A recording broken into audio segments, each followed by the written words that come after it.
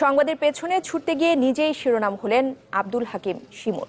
সিরাজগঞ্জের শাহজাদপুরে আওয়ামী লীগের দু গ্রুপের সংঘর্ষে গুলিবিদ্ধ হয়ে প্রাণ যায় দৈনিক সমকালের এই স্থানীয় প্রতিনিধি।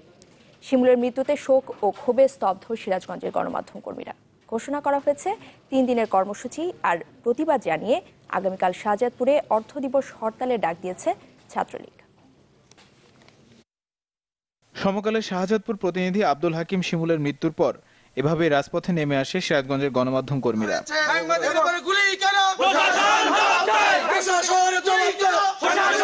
এ সময় তারা দাবি করেন, সংবাদ সংগ্রহ করতে গিয়ে যদি সংবাদের শিরোনাম হতে হয় তাহলে তার দায় কে নিবে। একই সাথে 3 দিনের কর্মসূচি ঘোষণা করেন তারা। সকল সন্ত্রাসীদের গ্রেপ্তার করতে হবে এবং তাদের বিরুদ্ধে আইনানুগ ব্যবস্থা নিতে হবে।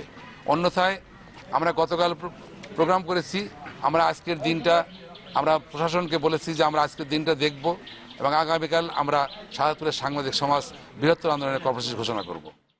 ঘটনার শুরু গত বৃহস্পতিবার। এলাকায় আধিপত্য বিস্তারে শাহজাদপুরের পৌর মেয়র হালিমুল হকের ছোট ভাই পিন্টুর সাথে সংঘর্ষ বাধে সরকারি কলেজের ছাত্রলীগের সভাপতি বিজয় মাহমুদের। মারধরের অভিযোগ পাওয়া যায় বিজয় মাহমুদকে। বিষয়টি ছড়িয়ে পড়লে মেয়রের বাড়িতে হামলা ও ঘেরাও করে বিজয় সমর্থকরা। এ সময় উভয় পক্ষের মধ্যে সংঘর্ষ বাধে, শুরু হয় আগ্নেয়াস্ত্রের মহড়া ও ককটেল বিস্ফোরণ। এ খবর সংগ্রহ করতে ঘটনাস্থলে ছিলেন শিমুল। দুই পক্ষের গোলাগুলির এক পর্যায়ে শিমুল গুলিবিদ্ধ সহ আহত হন। একই সাথে আহত হন বেশ কয়েকজনও। গুরুতর আহত অবস্থায় শিমুলকে প্রথমে স্থানীয় হাসপাতালে, পরে বগুড়া মেডিকেলে নেওয়া হয়। অবস্থার আরও অবনতি হলে তাকে পাঠানো হয় ঢাকায়, কিন্তু পথেই মৃত্যু হয় তার।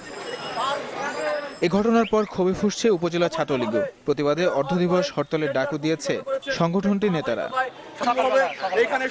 আর পুলিশ বলছে, ওই ঘটনায় এরই মধ্যে পৌর মেয়র সহ 11 জনকে আসামি করে মামলা হয়েছে। গ্রেপ্তারও করা হয়েছে মেয়রের ভাই পিন্টুকে। মেয়রকে গ্রেপ্তার করার জন্য যাবতীয় প্রক্রিয়া আমাদের প্রক্রিয়াধীন, যাবতীয় চেষ্টা আমাদের প্রক্রিয়াধীন, প্রসিডিওর হচ্ছে। অবশ্যই আমরা গ্রেপ্তার করে ফেলাবো। শিমুলের মৃত্যুতে শোকের ছায়া নেমে এসেছে তার গ্রামের বাড়ি শাহজাদপুরে। Desk report, channel 24।